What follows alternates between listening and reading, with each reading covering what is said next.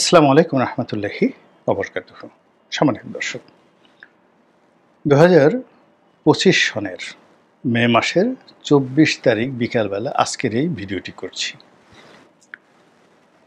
যখন আমি এই ভিডিওটি করছি তখন ডক্টর মোহাম্মদ ইউনূস পদত্যাগ করেছেন কিনা এই মুহূর্তে আমি বলতে পারবো না। তবে আজকে সারাদিন সকাল থেকে এই অবধি যে জিনিসগুলো আমরা আশা করেছি বা হয়তো কোথাও ঘটেছে, সেটি হলো তাকে আরও দীর্ঘদিন ক্ষমতা রাখার জন্য তার যারা সমর্থক রয়েছেন, তার যারা ভাড়াটিয়া বাহিনী রয়েছেন, তারা দাবি তুলবেন। এবং এর আগে আমরা দেখেছি যে শাহবাগে রাস্তা বন্ধ করে তাকে দীর্ঘদিন ক্ষমতা রাখার জন্য আমজনতা বা সাধারণ জনতা সমাবেশ করবে। কিন্তু সকালবেলা, আমি খুব সকালবেলা, নর্মালি আমি 10টার দিকে অফিসে আসি, যেহেতু শাহবাগ বন্ধ হয়ে যেতে পারে এই জন্য আমি ঠিক 9টার সময় আজকে অফিসে এসেছি। কিন্তু আসার সময় দেখলাম যে এই ধরনের কোনো আয়োজন সেখানে নেই। কিন্তু অফিস আসার পরে যেটি দেখলাম সামাজিক মাধ্যমে, যে ঢাকার অন্য একটি এলাকাতে শুক্রবার দিন, অর্থাৎ আজকে ভিডিও করছি শনিবারে, শুক্রবার দিন একটি এলাকাতে, কোন একটি এলাকাতে এরকম রাস্তা বন্ধ করে 10-12 জন লোক তারা একটা বিশাল যাকে বলা সমাবেশ করার চেষ্টা করেছে এবং সেখান থেকে দাবি তুলেছে যে ইউনূস স্যার আপনি যাবেন না, আমরা আপনাকে চাই এবং আপনি গেলে আমাদের কি হবে, এই বক্তব্য।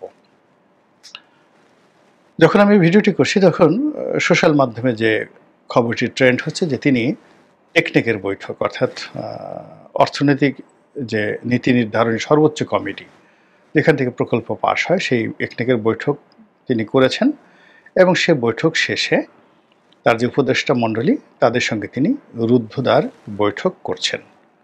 সেখানে কি আলাপ আলোচনা হচ্ছে সেটা এখন পর্যন্ত আমরা বলতে পারছি না। 2 নম্বর হলো যে তার যে রাজনৈতিক সংগঠন এনসিপি, তারা বলার চেষ্টা করছেন যে যে কোনো মূল্যে ডক্টর মোহাম্মদ ইউনূসকে ক্ষমতায় রাখার জন্য তারা যত চেষ্টা করা দরকার, লড়াই করা দরকার, সংগ্রাম করা দরকার, তারা সেটা করবেন। এবং এনসিপির যারা নেতৃবৃন্দ রয়েছেন তারা ইতিমধ্যেই সেনাবাহিনীকে উদ্দেশ্য করে যারা কিনা এই সমস্যাটা তৈরি করেছেন, অর্থাৎ রাজপথে শাক আন্দোলন করছিল, অনেকেই আন্দোলন করছিল, এতে আসলে ডক্টর মোহাম্মদ ইউনূসের একটা চুলও নড়েনি, পশমও নড়েনি। কিন্তু যেই মুহূর্তে জেনারেল ওয়াকারুজ্জামান ক্যান্টনমেন্টে বসে তিনি তার সহকর্মীদের সঙ্গে বৈঠক করলেন এবং সে বৈঠকে তিনি কতগুলো খোলামেলা কথাবার্তা বললেন, যে কথা আপনি কার্যত কগনিজেন্সে আনতে পারবেন না। এর কারণ হলো যে সেনাবাহিনীর পক্ষ থেকে এই ধরনের কথাবার্তা বলা হয়েছে এরকম কোনো দলিল কেউ দেখাতে পারবে না। সেনাবাহিনীর যে বিভাগ রয়েছে, জনসংযোগ বিভাগ রয়েছে, আইএসপিআর, সেখান থেকে কোনো বিবৃতি দেওয়া হয়নি। কিন্তু সামহাও সেই মিটিংয়ে সকল বক্তব্য বাইরে চলে এসেছে।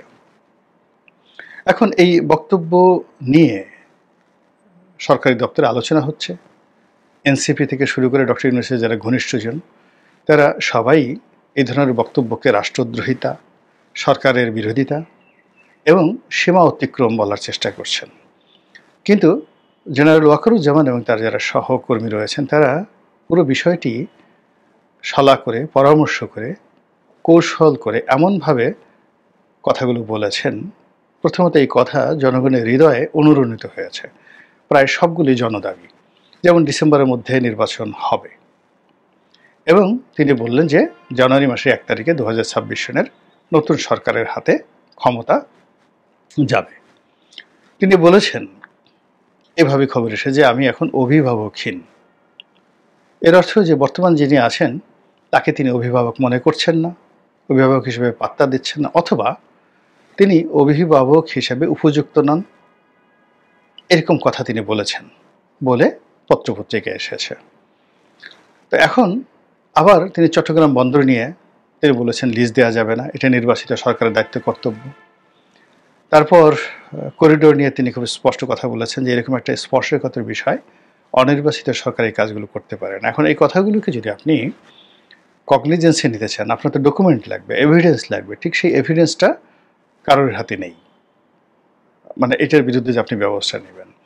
আবার এই কথাগুলো তিনি বলেছেন, বলে এমনভাবে তিনি সেই জিনিসগুলো প্রচার করে দিয়েছেন, তার প্রতিপক্ষ যদি কেউ থাকে, সেটা যদি সরকার হয়, ডক্টর মোহাম্মদ ইউনূস হয়, তাদের মধ্যে এখানে রীতিমতো একটা কম্পন তৈরি হয়ে গেছে। অনেকের ঘুম হারাম হয়ে গেছে। অনেকে রীতিমতো কান্নাকাটি শুরু করে দিয়েছেন। এর ফলে কি হলো, তার এই বৈঠকের পর থেকেই বাংলাদেশের রাজনীতি একেবারে রীতিমতো 180 ডিগ্রি অ্যাঙ্গেলে উল্টে যায়, ঘুরে যায়। ডক্টর মোহাম্মদ ইউনূস সম্পর্কে মানুষের যে ভয় ছিল, আতঙ্ক ছিল, শ্রদ্ধা ছিল, সম্ভ্রম ছিল, এটি শূন্যতে চলে আসে। এরপর তিনি পদত্যাগের কথা বলেছেন বলে এনসিপির যিনি প্রধান মিস্টার নাহিদ, তিনি এসে সেটা জানান এবং বিবিসির সঙ্গে সাক্ষাৎকারে তিনি সেই কথা বলেন। তারপর থেকেই পদত্যাগের গুঞ্জন, এবং সারাটা রাত আমরা আসলে কেউ ঘুমাইনি, মানে গত রাতে আমরা কেউ ঘুমাইনি। এই কখন পদত্যাগ করেন, কি করেন, পদত্যাগের পক্ষে কি বলেন, বিপক্ষে কারা বলেন, এগুলি নিয়ে মূলত সামাজিক মাধ্যমগুলোতে এত বেশি যাকে বলা হয় নড়াচড়া ছিল যে অনেক বাসায় নেট ঠিকমতো কাজ করছিল না।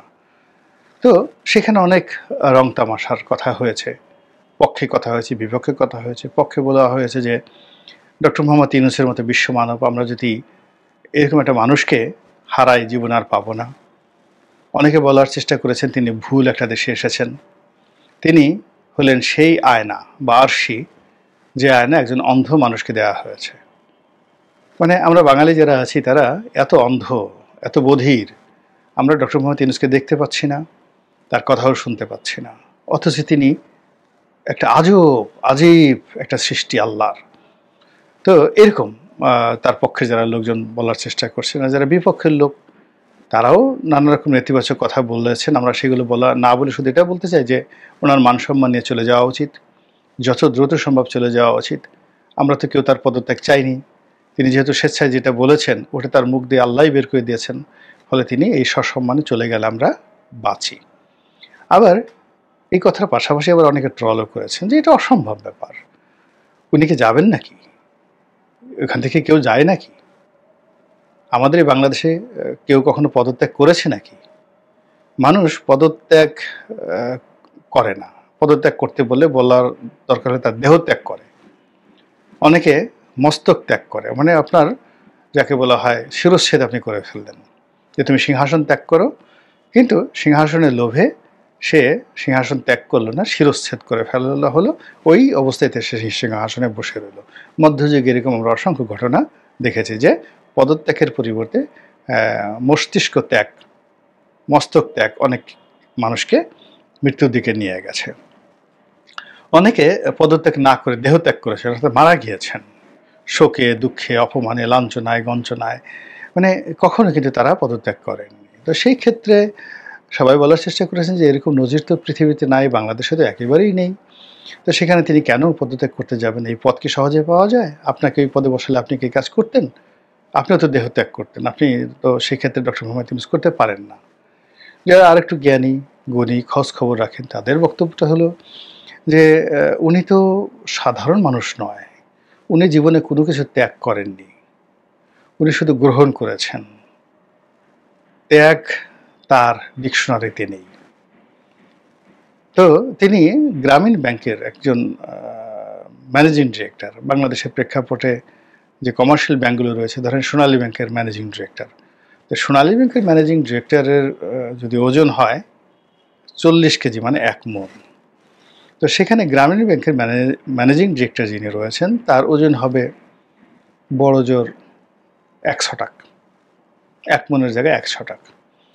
এবং এখন যিনি গ্রামীণ ব্যাংকের এমডি কে আছেন জানি না, আমরা তো তার নামও জানি না। তো গ্রামীণ ব্যাংকের এমডি তিনি যদি কোনো একটা ব্রাঞ্চে গিয়ে, সোনালী ব্যাংকের, জনতা ব্যাংকের, অগ্রণী ব্যাংকের একটা ব্রাঞ্চে গিয়ে, মাঝারি সাইজের ব্রাঞ্চ যেখানে একজন জেনারেল ম্যানেজার বা ডিজিএম দায়িত্বে থাকেন, তো ডিজিএম সাহেবও কিন্তু গ্রামীণ ব্যাংকের ম্যানেজিং ডিরেক্টরকে পাত্তা দিতে চান না। এমনকি গ্রামীণ ব্যাংকের ম্যানেজিং ডিরেক্টর যদি বাংলাদেশ ব্যাংকে যান, তো বাংলাদেশ ব্যাংকের একজন জয়েন্ট ডিরেক্টর, কি বলবো, একটা ম্যানেজার লেভেলের পোস্ট, অনেক ছোট একটা পোস্ট, এরকম একজন জয়েন্ট ডিরেক্টর তিনিও কিন্তু এই গ্রামীণ ব্যাংকের ম্যানেজিং ডিরেক্টরকে পাত্তা দিতে রাজি নন। তো এইরকম একটা পদের জন্য তিনি বাংলাদেশের প্রবল ক্ষমতাধর শেখ হাসিনাকে তিনি চ্যালেঞ্জ জানিয়েছেন। তিনি এই পদ ব্যক্তি লাভের জন্য Hillary Clinton, Bill Clinton, Barack Obama, Joe Biden, Jill Biden সহ বিশ্বের প্রায় 140-50 জন নোবেল লরিয়েট তাদেরকে কাজে লাগিয়েছেন। নেতিবাচক বললাম না, মানে আমার বলা উচিত ছিল যে তাদের জীবন ঝালাপালা করে দিয়েছেন, ঘ্যান ঘ্যান করে, যে আমার পক্ষে একটা বিবৃতি দেন, এটা করে দেন, এটা করে দেন, এটা করে দেন, ইত্যাদি ইত্যাদি। তো যাই হোক, এরকম অনেক লোক বিবৃতি দিয়েছেন, অনেকে শেখ হাসিনাকে টেলিফোন করেছেন, অনেকে আরও কিছু করেছেন, এবং সে সকল বিবৃতি আবার তিনি ওয়াশিংটন পোস্ট পত্রিকার মতো ব্যয়বহুল একটি পত্রিকাতে একেবারে ফার্স্ট পেজে বিজ্ঞাপন আকারে তিনি ছাপিয়েছেন। এই ধরনের ঘটনা যিনি করেছেন, তিনি বাংলাদেশের প্রধানমন্ত্রীর সমমর্যাদার প্রধান উপদেষ্টার পদ ত্যাগ করবেন, এটা কি হয়? এটা কখনো হয় না। তো যাই হোক, এনিওয়ে, এগুলো নিয়ে সেই শুক্রবার রাত সারা রাত ব্যস্ত ছিল মানুষজন, আমিও ব্যস্ত ছিলাম যে দেখি কি হয় না হয়। সকালবেলা উঠে আবার দেখার চেষ্টা করলাম, কোনো রকম খোঁজ নাই, খবর নাই। বরং এখানে দেখলাম যে তিনি আরও নতুন করে ক্ষমতায় থাকার জন্য যে দৃঢ়তা দেখাচ্ছেন, অর্থাৎ পদত্যাগ করার যে কথাটা বলেছেন, এটা নিয়ে ইতিমধ্যেই তার ভক্ত ছিল, অনুরাগী ছিল, তারা ইদানিং তার বিরোধিতা করছেন, এবং সবাই বলছেন যে আমরা ডক্টর মোহাম্মদ ইউনূসকে সমর্থন দিয়েছি গত 7-8 মাস ধরে। কিন্তু তিনি যে কর্মকাণ্ডগুলো করছেন, সেই কর্মকাণ্ড করার ফলে এখন মনে হচ্ছে যে তার বিরোধিতা করা আমাদের দেশপ্রেমের একটি অংশ। দেশের চেয়ে বড় কিছু নাই। তিনি যে কাজগুলো এখন করছেন, এটি দেশের স্বার্থ বিরোধী কাজেই তার বিরোধিতা করতে হবে। তো এরকম অনেক টেলিভিশন ব্যক্তিত্ব, গণমাধ্যম ব্যক্তিত্ব, সামাজিক মাধ্যম ব্যক্তিত্ব, তারা ডক্টর মোহাম্মদ ইউনূসকে নিয়ে নানা রকম রিপোর্ট করেছেন, নানা রকম কন্টেন্ট তৈরি করেছে, এবং তাদের সবার বক্তব্য হলো যে উনি তো যাবেন নাই,